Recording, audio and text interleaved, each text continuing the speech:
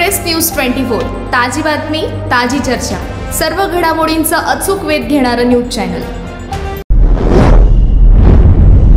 Sahakarnagar site number 102 परिसरात किरकोळ कारणावरून 2 गटात वाद झाला। वादानंतर एका गटाने शक्ती प्रदर्शन करत चारचाकी वाहनाच्या काचा फोडल्या आणि दहशत निर्माण करण्याचा प्रयत्न केला। या प्रकरणी दोन्ही गटांनी परस्पर विरोधी तक्रारी दाखल केल्या असून त्यानुसार पोलिसांनी गुन्हा दाखल केला आणि एकूण 13 जणांना अटक केली। या घटनेनंतर परिसरात तणावाचे वातावरण निर्माण झालं। पोलिसांनी सेंटरिंग व्यावसायिक दत्ता तुकाराम देडे वय वर्ष 55 यांनी दिलेल्या तक्रारीनुसार 16 जणांवर गुन्हा दाखल केला।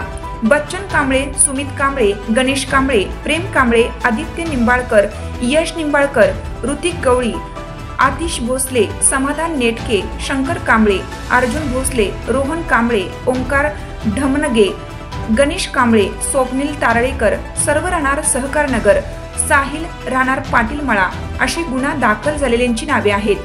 12 मार्च रोजी रात्री 8:30 वाजण्याच्या सुमारास लोकशाहीर अण्णाभाऊ साठे कमान सहकारनगर येथे आरोपी बच्चन कांबळे आणि त्याच्या साथीदारांनी देडे यांना धमकी दिली।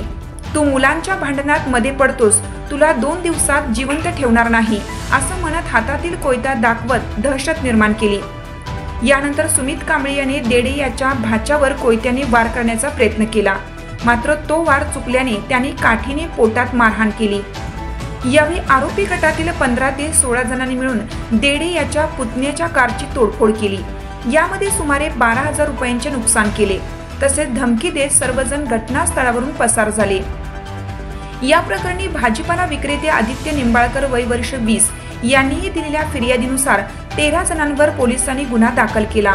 विष्णू देडे, कार्तिक देडे, संदेश देडे, गोरख तोरडमल, पोपट देडे, धना देडे, आबा देडे, विभीषण कांबळे, चंद्रकांत कांबळे, ईसा देडे, मारुती देडे सर्व राहणार सहकारनगर अशी त्यांची नावे आहेत। निंबाळकर यांच्यावर 12 मार्च रोजी दिवसभरात वेगवेगळ्या ठिकाणी त्यांच्यावर हल्ले झाले।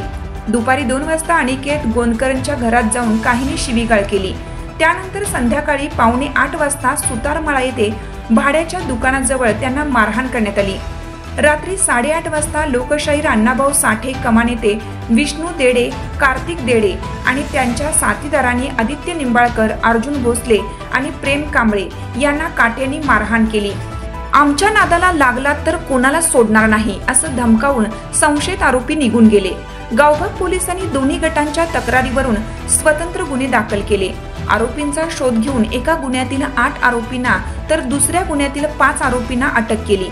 या प्रकरणातील 7 जणांवर यापूर्वीही गंभीर गुन्हे दाखल असल्याचे पोलीस तपासात उघड झाले आहे।